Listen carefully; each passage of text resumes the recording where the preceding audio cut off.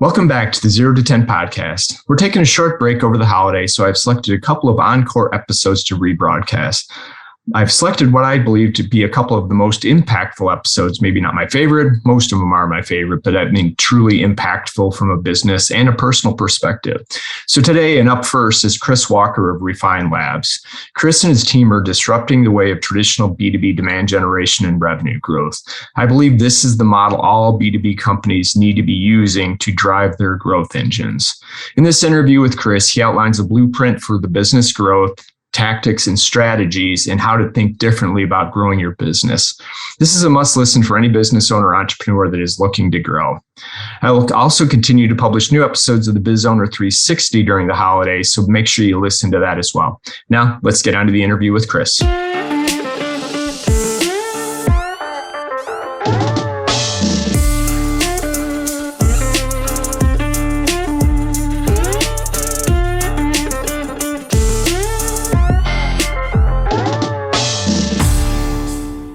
Hey, good morning, Chris. Welcome to the podcast. What's up, Brett? Really happy to be here. Thanks for having me on the show. No, man, it's my pleasure. Like I said, I've been following your content for a while. I love what you're doing on LinkedIn, which makes sense with what your business is, which we'll get to here in a second. But like I said, I've been a big fan, so I've definitely been looking forward to this conversation.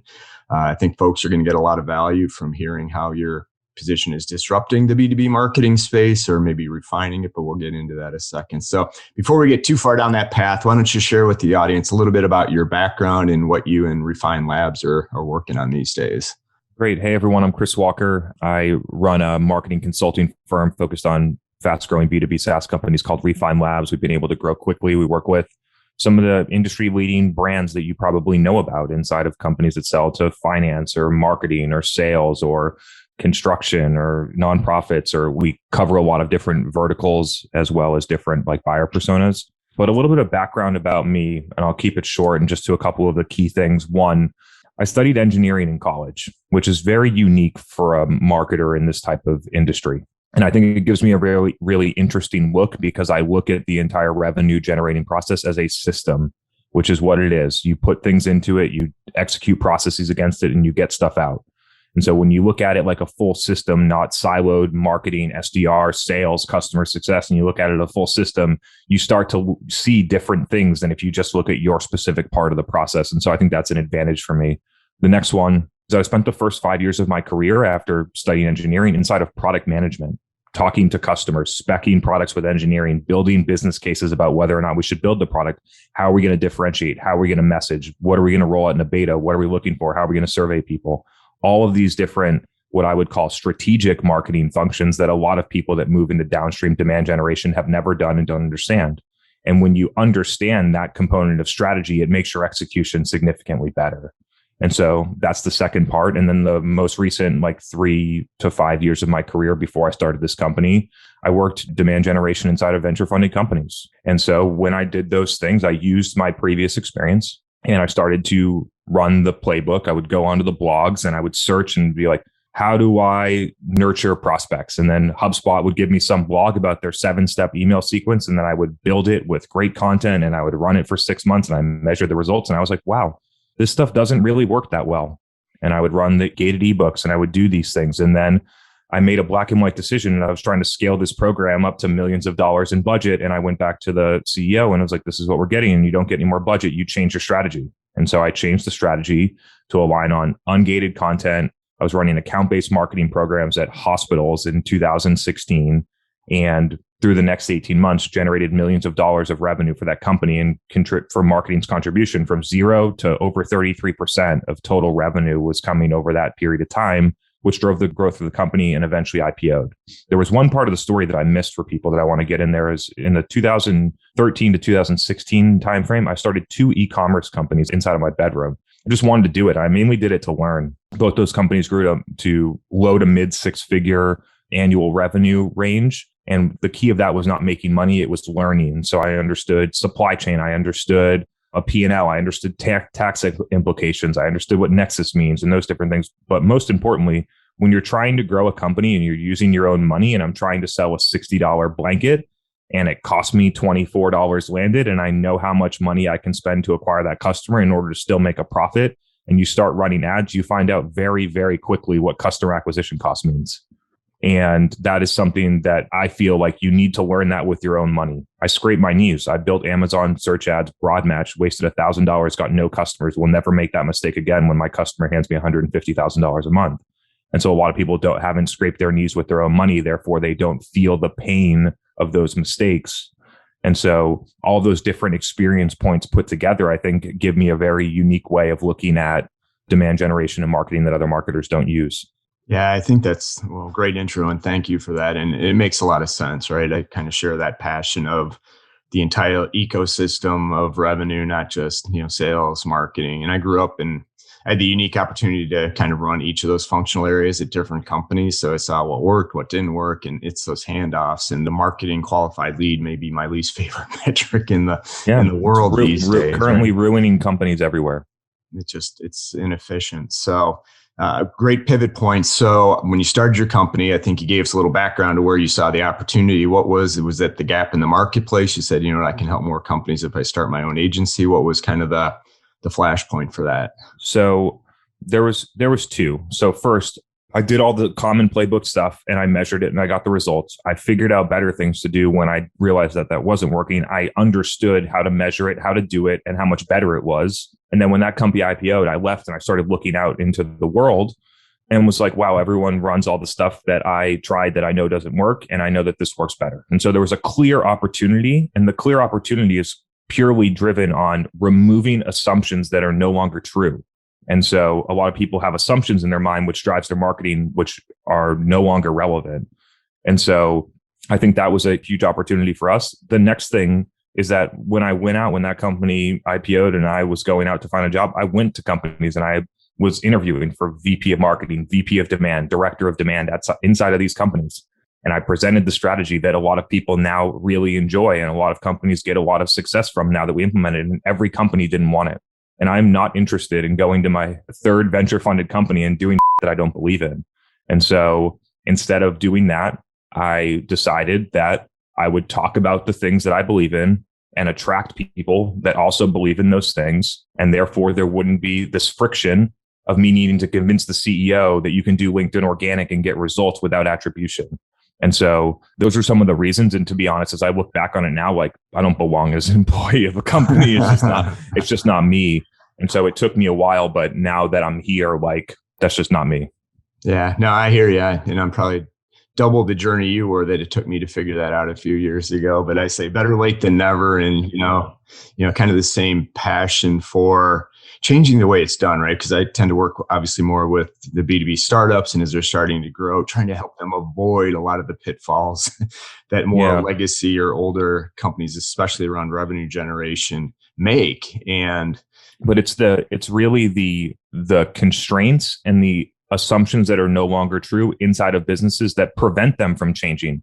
I was lucky inside of that company that the marketing team didn't do a lot of demand gen. They didn't have an MQL target. They didn't have existing revenue targets. They didn't know how to measure it. You know what I mean? And so when you actually have a blank slate, you can do things that actually work.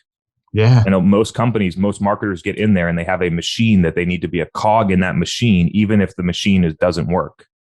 And so for a lot of companies, I have empathy for it. You literally can't change. You can't do it without buy-in. And then I like working with companies in a certain stage, because once you get too big, you're stuck.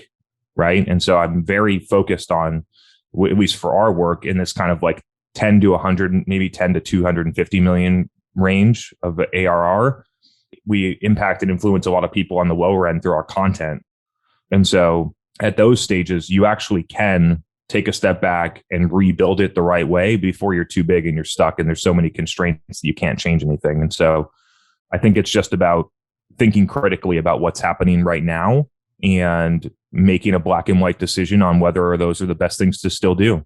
And that's the way that I look at it. I go into companies and they're doing things and I tell them very clearly, it's like the data shows that I know that you got 4,000 leads, but you got 0 customers from this, and you wasted a lot of money, and you wasted a lot of your SDR's time, and you wasted a lot of your AE's time. It would actually be better to just completely stop doing this.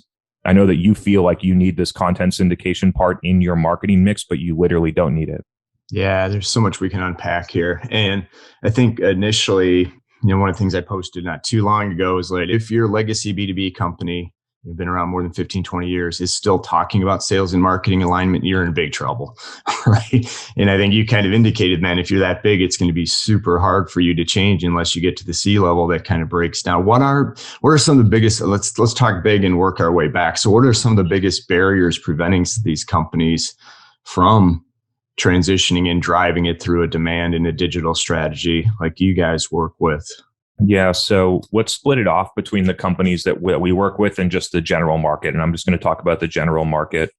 The things that they struggle with is that there's two competing forces. There are goals and budget restrictions and things that force you to do marketing a certain way. Meanwhile, there are plenty of other things better to do, but they can't figure out what the better things are to do because they need to spend all their time and all their money hitting the metric that doesn't matter. And you can't stop doing the things that you're doing right now until you have an idea of what something better is going to be. And so there's a transition gap that you'll never be able to cross over that path because of how companies set up their marketing model, which is sad because I interact with enough companies, whether they're customers or not. I would say probably 50 DMs a week on LinkedIn saying, I know that you just posted that thing about how Google AdWords doing it this way doesn't work. We do that and it definitely doesn't work, but I have to do it that way because I need to get our CPA under $40 for our leads. And so it's very easy. Step one, acknowledge that the stuff that you're doing right now is not productive, is not working well enough. Until you acknowledge that, there's no sense in doing anything differently. So look at the data. The data is very clear. Step two, change your goals. Once you acknowledge that it's not working and you're chasing the wrong metrics, you need to change the goals. And when you change the goals, then it creates freedom to do things that actually work. And then you need to have the patience to actually let the stuff work. And so you'll lose people at every single step. The stuff that we're doing is working. We're getting enough leads because we believe that leads is the right metric, even though it's not. And then move down that chain. So getting through that entire process can be 6 to 12 months.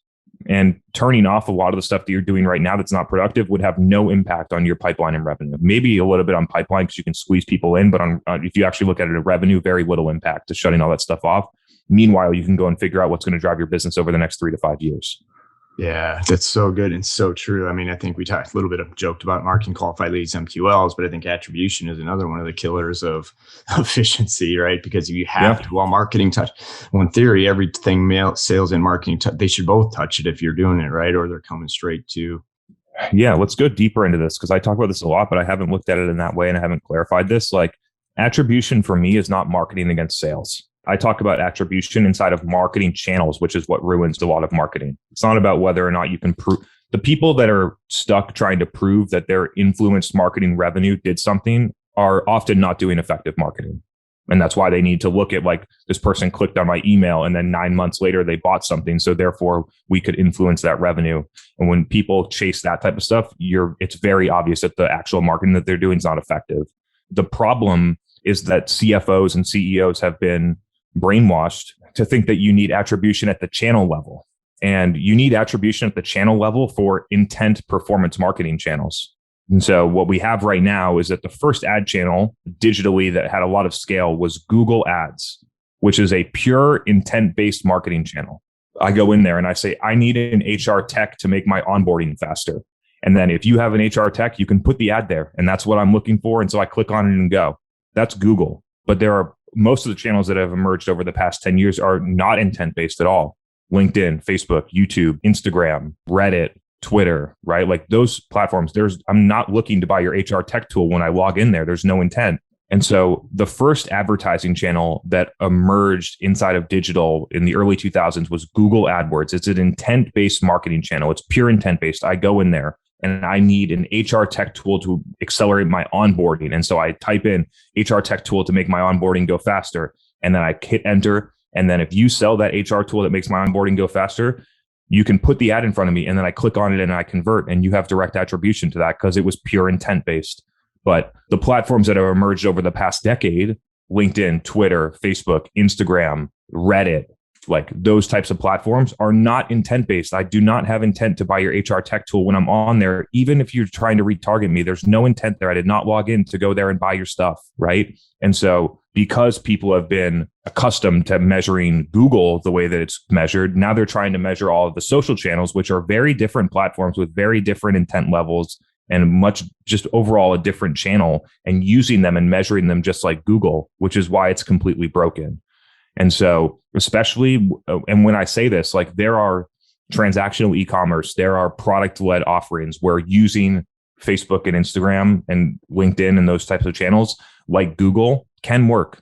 But when you have an enterprise or complex B2B sale that is sales-led, where you actually have to give that lead to a salesperson, it is highly inefficient. The customer acquisition costs are very high and it's very unproductive. And so because marketers have been forced to measure LinkedIn, like we clear the deck on this with our customers before we ever start working together. But companies before that are like, I can't spend another $5,000 this month on LinkedIn unless I can prove that we got leads from it. And so when you have to prove it, that's the only way that you can do it. You have to give someone an ad and you have to try and get them to fill out your form. And then you only have two options. You put them in a nurture sequence, or you have an SDR chase them around when they're not interested in buying, which honestly could be doing more harm than good to your buyers. Yeah, no, 100%. I lived in that world. And I mean, most SDRs are tagged on activities, right? So 100 dials. They have no interest in setting the stage to say, hey, when you are interested, we'll be here for you. Yeah. It's like, all right, I'm on to the next one, right? And so look at how much has changed here. We have all of these different channels, which is the main way that people get information and communicate with people today on these platforms, right? But they're being used in a way that has nothing to do with information. It's all based on conversion. And when you look at how overall B2B SaaS marketing mix is generated, they'll only use those paid channels that they can attribute, and they don't do a lot of the other things that are effective right now because of lack of attribution. A podcast, posting on LinkedIn every day, which is driving millions of dollars of revenue for our business and a ton of other businesses out there. Some type of live event that we do. We do live events very often, but we don't measure them on leads. We use it as a way to create content for our podcast and for LinkedIn. And so companies wouldn't do an event like we do that, like I just explained, because a lot of the people on our Zoom would never be our customer, but they have questions just like the people that work at the companies that would be our customer. And so therefore we use that. I get to help them, get to create content that's relevant to our buyer. And then we can do that. But they would be like, oh, we got a bunch of marketing managers in here and we sell to CMOs. So forget this event, which is just a completely wrong way of looking at things. And so attribution forces the wrong use of a lot of advertising channels. It restricts the use of organic channels in awareness mode. And I think it overall restricts innovation inside of companies, because before you can think about experimenting with something, you have to figure out how you're going to measure it against your lead target. And what you should do is you should go and test it. You should go and try it. You should feel what it feels like qualitatively. You should feel on whether or not it was going to move the needle. You should look at what happened when you did that. And then if it starts working, then figure out how to scale and measure it.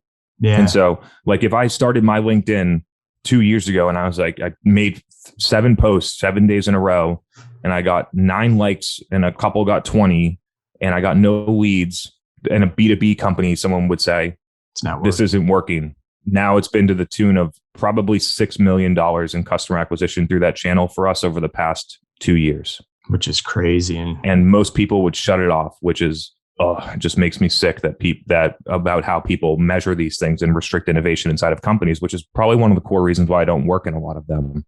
Yeah, they're not ready for you, right? Or it's not. They're not ready to innovate. They're ready to run the machine that they've built.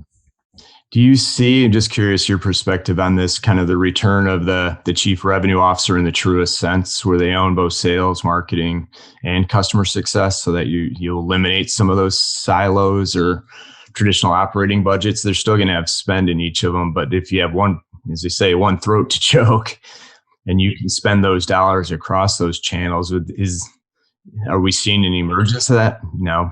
I don't understand how this solves the issue, right? In practice, I don't see how this solves the issue, right? Because if without the CRO, the CEO is the stand-in chief revenue officer. True. Right? And so now you put a chief revenue officer in there, and who is that person? 99% of people, no, 99% of them are salespeople. Interesting. Not marketing people, right? And the CEO is a salesperson too most of the time. Sales, product, or finance. Very rarely marketing. And so you're not actually doing much different. You're just putting somebody that's very sales heavy in a role and then having them oversee other functions. And the problem where this breaks down is that the person in that seat doesn't understand how to do marketing effectively. And so I see this as a huge risk for businesses because they're going to get driven to do less marketing that's effective. Yeah. And one of the other things I've been this is creating a huge opportunity for startups and mid-sized companies that can get this right and drive into new markets, right? So with that being said, what are some of the, I guess there's two paths. Let's take it back from, hey, I'm a newer founder just starting. I don't have a ton of budget. I think you've already indicated LinkedIn, and posting on LinkedIn is a great way to kind of get started. What would be your recommendations to help get to the point where you can start to spend that money, on those different channels? Yeah. So if you're a founder and you're trying to get stuff moving, I think the first step is to understand what you're good at. And so some founders are good at product and suck at sales and marketing. Some founders are pretty good at sales and suck at other things like engineering or different stuff like that, or whatever. It doesn't really matter. It's just acknowledge what you're good at. When I started this company, people told me to build a sales team, and I looked at myself and I was like, I'm a marketer. I don't need a sales team. Right. And so it's figure out what's going to work for you, because if you're a product engineering person and you don't know how to communicate with people and you don't understand how to use social networks or create content, you're going to be spinning your wheels and most likely be unsuccessful for a period of time. And so start with what do you think that you're good at, and then start to build from there. I think that the ideal process for a founder to build their company to 5 million ARR or whenever they decide to raise money or different things like that is that the founder needs to start selling a couple deals initially. The founder needs to sell the deals in. I think that the big mistake that companies make is the founder builds a product, raises $3 million, hires a VP of sales with no product market fit, no marketing, no brand, and then you have an expensive VP of sales that's set up to fail. Right. Yeah. And so instead, founder sells deals. You understand, you get a very clear sense about product market fit. You get to talk to customers, you get feedback very quickly. And then you prove to yourself that the market actually accepts your product and wants it. And when that starts to happen, I think that you add a VP of marketing first, a good one, because you can swing and miss on this badly. And so a VP of marketing that can build the brand, like marketing messaging around it, have a website that's going, generate leads. The founder continues to sell into those deals, probably to $1 million ARR. And then you bring up, whatever it is, 1, 2, 3 million ARR. Then you bring in a VP of sales when you have a validated product market fit, targeting, and lead engine. No, it makes sense, because one of the things that I've learned through the process, I did some early research that showed, two of the early thresholds is $1 million in revenue. Less than 10% of the companies get there, and then less than 1% actually get to 10 million. And then going through this process, interviewing founders that, it took them 3 years, 5 years, 10 years to break through the 10 million mark. Every one of them said, well, it's not really $1 million.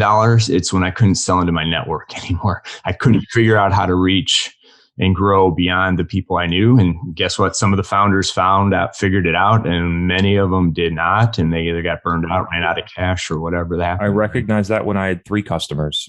It's like, if you want to grow a business, you need to have a scalable acquisition model. And just in my view, the most scalable, effective, cost-efficient acquisition model in business today is content marketing with effective distribution on social channels. Number one, it's the cost of doing business these days, right? And if you don't do it well, it's just a cost, right? No. Yeah. The problem is that people look at a lot of things as a cost of doing business. Taxes, even like SDRs for a lot of companies, is a cost of doing business. But they don't look at ad spend as a cost of doing business. They look at it as an expense that can be cut. And so I think that for whatever reason, executives have accepted certain things that they need to do, or they need to spend money, or they should have in their company, and they scrutinize things that they don't understand or don't know, like having a videographer on staff to create content with you, building a set to have a show that you publish once a week that goes live on LinkedIn, to have a podcast that people want to listen to that talks about the changes in your industry or for your persona. Companies scrutinize all of those things. Meanwhile, because they can measure how many dials got made by the SDRs, they just accepted that is the cost of doing business. And I think that deserves to be challenged. And so those are some of the things that I see. Yeah, no, I think it makes sense. And I used to manage SDR teams, so I get the value of it when you had to do cold outreach. And but this day and age, the one thing you could talk about consistently in your content is buyer intent, and I think that is such a critical factor that most people are not looking at. I guess more traditionally, you're still looking at the market quality leads. You mentioned following leads, but if you looked at it from a buyer intent, and maybe the return of traditional branding that kind of went away in the early days of Google ads and Facebook ads. It said, hey, everything is buy now, transactional. But if they don't know who you are, you don't give them a path to find out where you are, it's going to be really hard for you to scale a business, right? I've been calling it buyer intent because people understand what I mean, but this is really just having an empathy for your customer, right? Like I figured this stuff out when I would go into sales meetings in 2016 to a cold meeting with a rep, and I would sit in there and I would listen for 45 minutes and I would understand what it felt like in a cold meeting. And then I would go into one where somebody said, hey, could you have your sales rep come over here and show me this product? I'm really interested. Somebody at another facility down the road told me that it was really good. And then you go and sit in that meeting, you understand how different it is. And then you look at what happens downstream in the funnel to who becomes customers and who don't. And then you just say, I think we need to get more people like this because these conversations are going better and becoming customers. How do we do that? Right. And then all I did was I started to assess what are the differences between the person that understands the things that we talk about and asked us to have a sales rep versus the ones that didn't. What are the things that they don't understand? How do we get that information to them so that they understand it in a way where they want, not where we're forcing them into a sales conversation when they're not receptive to the things that we're saying? And so that was the difference. And then one of the things that I did to help a company back in 2016, now I needed data to give to the executive team back then. And it's just obvious to me now is we did a survey. We were selling into hospitals. We did a survey across all these different hospitals with our target persona, director of respiratory therapy, and both at an even split of customers and non-customers with specific demographics of what hospital size and different filters. So we could slice and dice it in a lot of different ways. And the survey was about how they purchase respiratory technology, which there's a large category, right? There's a whole department around this exact thing. And how do you purchase? And we went through and saw, like, how do you prefer to discover products? What's the first thing that you do when you're evaluating new medical technology? Where do you look? Do you use these channels to learn? And you just go through the information. And the really interesting thing, when you buy medical technology, what are the things that you do? I research online. I connect with a colleague at another facility about their experience. I visit the website, and then I would like a demo. And over here, we're like, let's just shove people into demos, which is completely misaligned with how somebody would buy anything today. And so because of the difference in how much abundance of information, there's two key factors here that are changing. One, the abundance of information out there that buyers have way more control over their process than they did 10 years ago. Major shift in who has the power inside of a buying process. The second one is the complete shift in the ability to communicate of word of mouth between people that are peers. It is a massive insight for people. And so in 2008, when you wanted to buy a software product, it was much harder to get feedback from other people that used the product. There were not review sites. The Revenue Collective didn't exist. You couldn't go onto LinkedIn and post something and get 10 comments from people that use the product that are just like you. You couldn't do any of those things. So what did you do? You went to Google and you found something. Right. And so companies' marketing strategies are built around that world, built around let's get into search. And meanwhile, now people are doing these types of discoveries in other places. That search doesn't even happen anymore for a lot of people. They discover something or they find a problem in their business. If there's a brand that's top of mind, they probably just go and buy it. If there's not a brand that's top of mind, they're going to most likely pop into Revenue Collective or whatever community that they're a part of. They might post on LinkedIn. They're going to be able to ask a bunch of people in their network about it. And then they're going to make a decision. And so by understanding how much word of mouth is out there and how much it's driving B2B purchasing decisions more so than it was 10 years ago, if you start to lean into that, the way to have more people start talking about you is to do marketing well, right, and create things that people want, which then can artificially create more word of mouth inside of the market, where more people that use your product have opportunities to tell other people that don't, where more people that might need something that you have are more open to asking people what their experience was in using it. And so the marketing that we've been doing over the past 5 years is purely driven on how do we educate buyers and create more word of mouth in the market about the things that we're doing. What features are we announcing? What clinical trials came out? What new integration partner do we just have?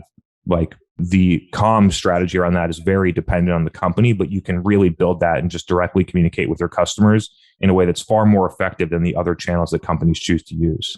Yeah. And I think, it's a little bit off topic, but I think that's why there's so much value in enabling your customers post acquisition, right? I know it's starting to shift. We're seeing the rise of customer success and more emphasis Not on fast making enough. sure. The rise of customer success is not happening fast enough. And it's a bolt-on function right now with not enough resources to really get stuff done. Man, love it. Yes.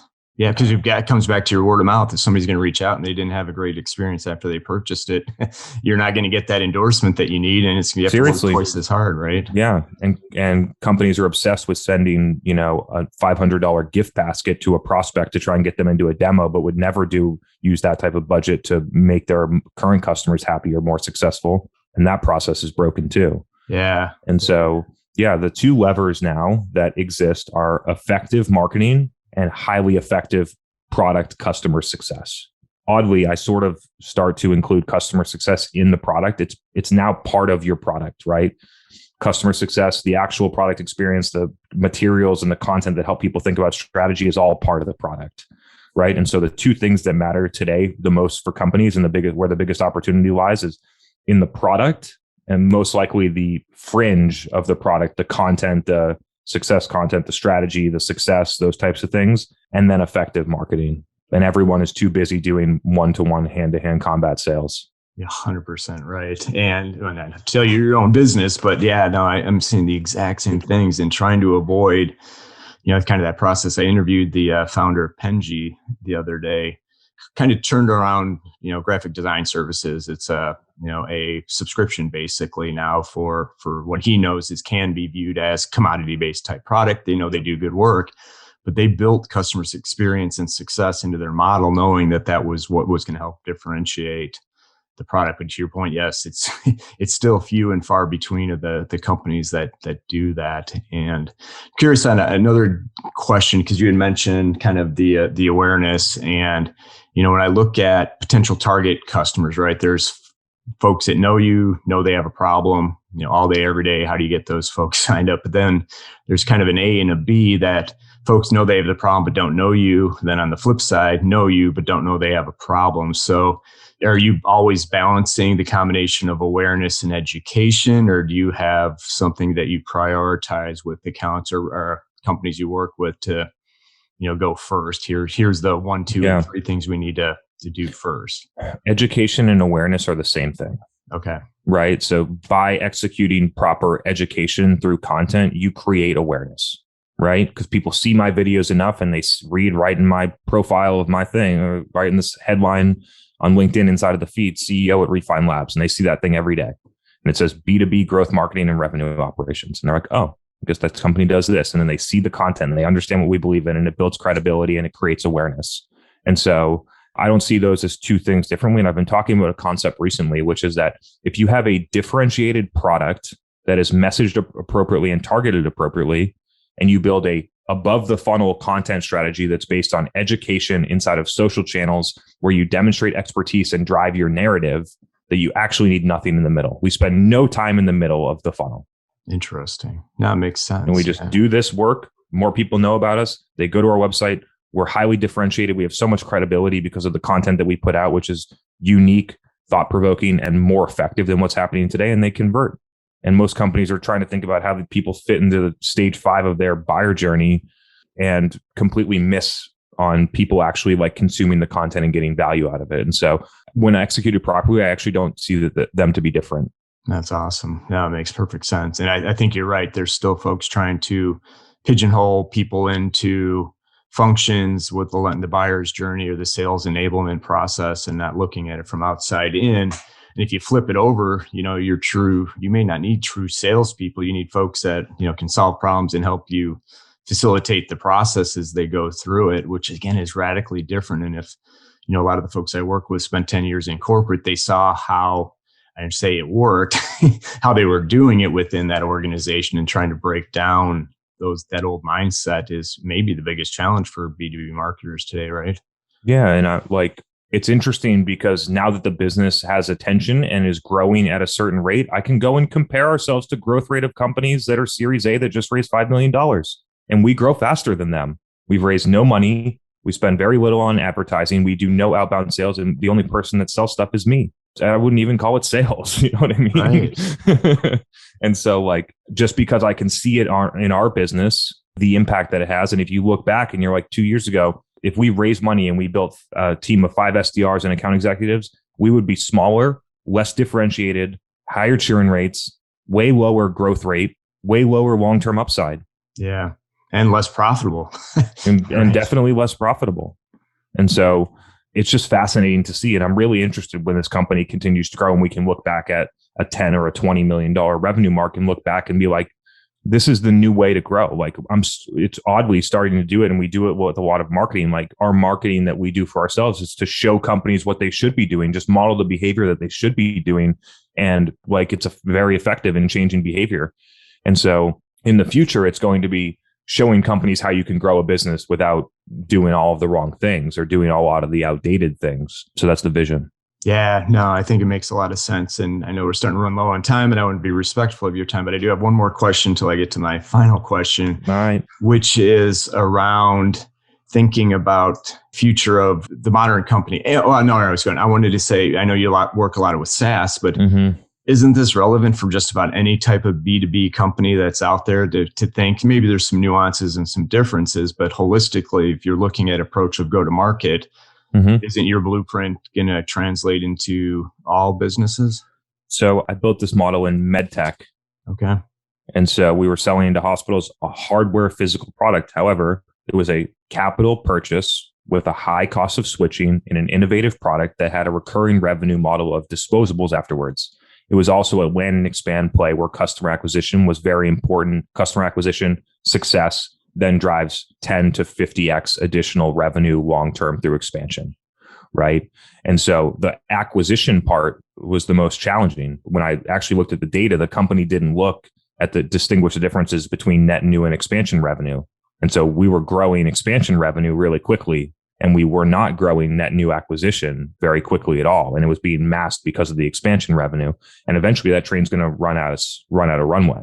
You got to figure out how to get new customers so that you can go and expand them and build your recurring revenue model. And so this can definitely work for a lot of companies.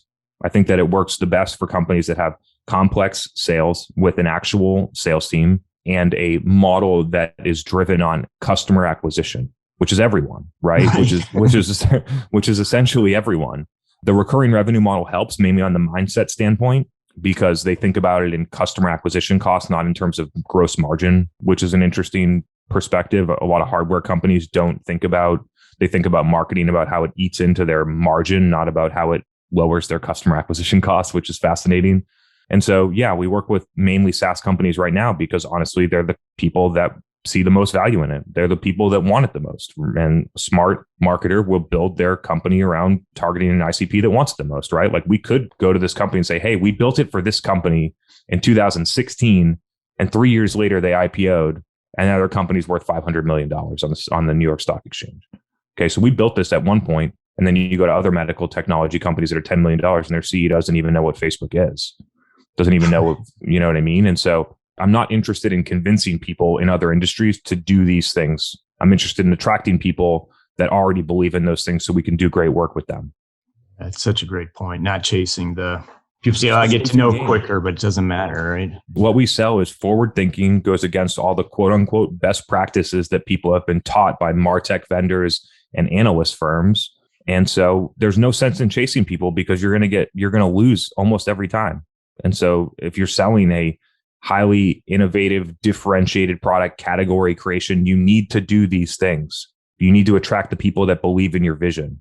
Yeah, so I used to joke it was joining the resistance, right? Thinking about growth differently. It's one person at a time, but it's starting to grow. And just maybe one follow-on question to that with the pandemic kind of forcing distributed workforces and remote. Have you seen an increase in outreach to you saying, hey, what we're doing no longer works. My salespeople can't go on site anymore. Has it started to see that? Have you seen the shift at some companies yet? Or is it still the innovative companies are still leading pandemic or not? Yeah. So the short answer here is all of these problems existed in the company before COVID. Right. COVID just put a flashlight right on all of the problems. and a spotlight and just illuminated all of the things. But these problems existed. The CAC was just as high. Right. And so I think that this accelerated change that happened. Here are the dynamics that are happening right now. If you didn't have more increased market demand like a Zoom because of this situation, your outbound is most likely getting less effective. And so that's one factor that's happening. The next factor is that because your outbound is getting less effective, the next thing that's happening is that your events have gone away. And so a lot of companies love to spend 50% or more of their variable marketing budget on events to get leads. And that can't happen anymore. And they didn't have anything else to do besides that. And so now they have a lot of leftover money. But first, before we get that far, the events are gone. They didn't have anything in their marketing model else that was working. And so sales is becoming less effective, and marketing is getting more pressure put on them to actually do something. And they don't know what to do because they haven't actually looked at new things to do. And so there's pressure coming. And then they need to go and take that $2 million of event budget, because this is a VC-backed SaaS company. And they're not just going to say, oh, we'll take that $2 million and add it to the bottom line. That's not happening in these companies. They're going to take that $2 million and say, either marketing, you can go and figure out how to make this work and drive revenue, or we're going to reallocate it somewhere else to drive the business. So that event money is moving into digital, most likely with consultants or third-party partners that actually know how to execute it. And so there's been a benefit in our business. I'm sure a lot of companies like ours have benefited from this situation. And it's good because it's going to help a lot of companies move forward. It's going to be a growing pain for a lot of them. But it's the way that I think about it is if you didn't treat this like a growing pain and you didn't figure out how to innovate and move forward, then most likely you're going to go out of business in the next 5 or 10 years. Right. And so 100% agree with you on that. And, I think that's probably a good way to end. But I do have one final, well, unless there's anything else you think we should have touched on today that we didn't touch, anything else you want to add to it? I know no, this was great. A load of value. So I appreciate you spending the time and sharing it. All right. So the one last question, what is one thing you, Chris, would highly recommend? It could be professional, it could be personal. What's something you're doing today? So about 3 years ago, I started a workout exercise routine in the morning. Before that, I would work out in the afternoon. And so when I started this company, I shifted it to the morning because I was working in different time zones. And if I did it at 5, then it wasn't going to work. And so I moved it to the morning. Another thing that was happening in the afternoon is if I worked out in the afternoon, oftentimes I couldn't fall asleep at a reasonable hour. And so I moved it to the morning, starting at 6 a.m. and currently operate at 5 a.m. morning workout 5 days a week on the weekdays. And then I usually later in the day on the weekends. But that routine has been incredible in terms of my productivity. I was at my desk this morning at 6:45 in the morning, ready to do stuff, showered, worked out before most people were awake. And so for people that are trying to maximize productivity and also squeeze a lot out of the things that they're doing, I believe that my ideas and the way my attitude and the way that I approach the world is also a lot better. And so it's not necessarily like a huge marketing insight, but it's been a life-changing insight for me. I've been doing it for 3 years. And so would highly recommend, get up, move your body, relax, do those things, build in a routine in the morning to get you fired up to go and execute. Yeah. So you're saying don't lead with coffee. Actually, it's been 4 days of no coffee for me. I'm historically a very big coffee drinker, for lack of a better way to say it. And I'm trying to cut it out. So it's been 4 days. I'm on green tea, and so far, so good. A lot easier than what I initially thought. Yeah. Any withdrawals? I think I would have. No, I've actually been fine. That's awesome. Yeah, I think that's such good advice. I was a morning workout, then kind of shifted it to midday. But to your point, the midday gets away from you, and I'm not getting that's my next step. I like the morning, the content creation in the morning, but I need to bring the workout back. Mm-hmm. So bring it back.